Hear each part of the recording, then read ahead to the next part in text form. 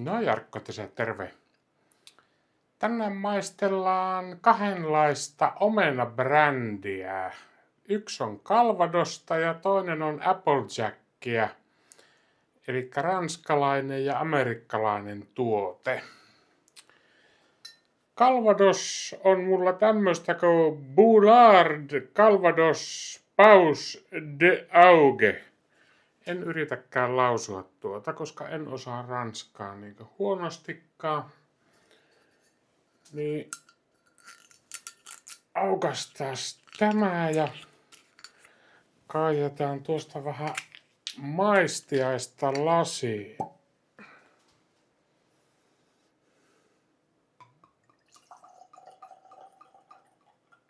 Oho, tulikohan vähän reilusti. Ottaen huomioon, että nyt on aamupäivä. Tää on blendi, tietenkin normandialaisia calvadoksia, koska kaikki Calvados tehdään Normandiassa, Ranskassa. Mutta tämän kypsytysaika nyt sitten vaihtelee, kun se on blendi ja mistä se on blendattu on 2-5-vuotiaita kuulemma. Niin vaikea sanoa minkä ikäistä se on, mutta ranskalaisissa tammitynnyreissä on kypsytetty ne kaikki. No sitten tämä toinen on vihdoinkin saanut käsiini tämän Laird's Straight Apple Brandy Applejackin. Bottled in bond tarkoittaa aina, että se on tasan 50%. Ei yli eikä ali. Se tarkoittaa muitakin asioita, mutta tää on 50 ja mullahan on ollut aikaisemmin sitä, mikähän se oli, Laird's Applejack, kunhan se oli vaan nimeltään. Mutta se on ihan humpuukin tuote, se on vodkalla jatkettua Applejackia. Ja sittenhän tämä Laird's tekee myös 43% tätä. Mutta tämä on nyt sitä ehtaa tavaraa. Ja on sen näköinen tuo muovikortonki tuossa, että ei lähde ilman teräasetta. Ja lähteekö sittenkään? Oho. Joko. No niin. Muovinen kierrekorkki. Laadun tae.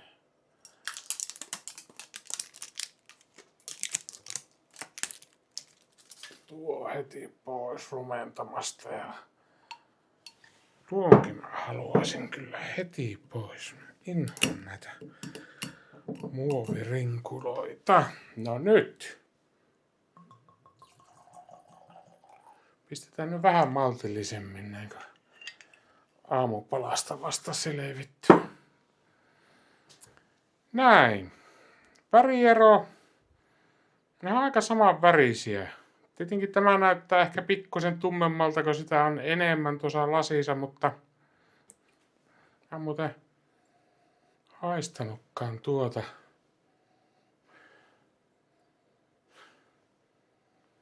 Tuoksu on kyllä hyvin erilainen, että tämä on semmoinen raikkaampi, tämä on synkeämpi.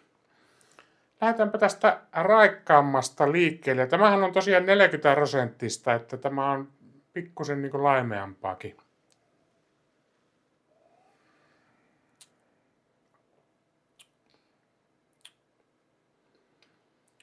Siinä on semmoinen hedelmäinen maku.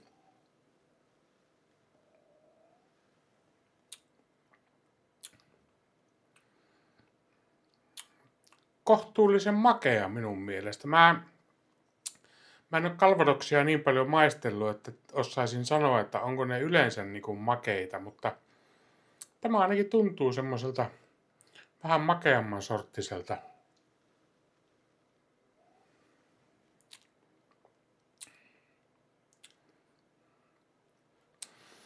Tässä on semmoinen vähän niin kuin paksumman oloinen koostumus.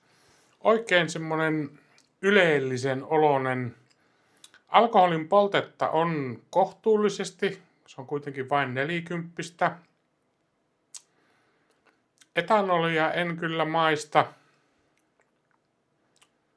Se tosiaan se semmoinen hedelmäinen maku siinä on koko ajan esillä, että ihan mukava niin kuin naukkailtava. Semmoinen raikas. No sitten tämä Lertsi. On tässäkin ehkä pikkusen jotain hedelmäistä tuoksua, mutta ei ollenkaan niin raikkaana kuin tuossa Calvadoksessa.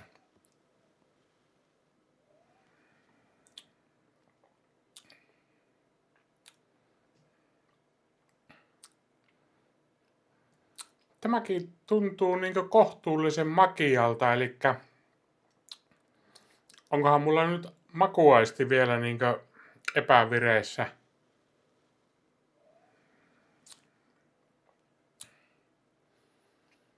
Alkoholin poltetta tuntuu vähän enemmän, mutta ei maistu etanoli tässäkään onneksi.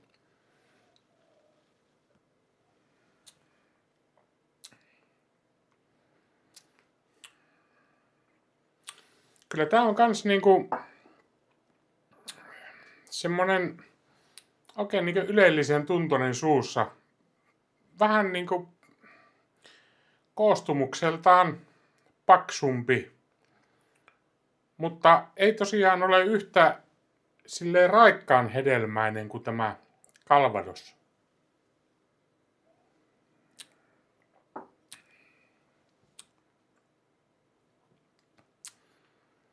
Joo.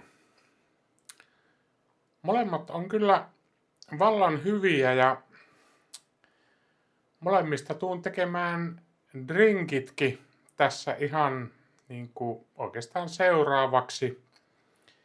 Ja sen drinkkivideon näet perjantaina. Sama kanava, eri kellonaika. Voi olla samakin. Mutta käy lukkeen mixologia.fi-sivustolta mun arviot näistä. Ja sitten vaan jäät ootteleen sitä perjantain drinkkivideota molemmista. Heipparalla! Dippadai, dippadai, dippadai, dippadai, dippadai, dippadai.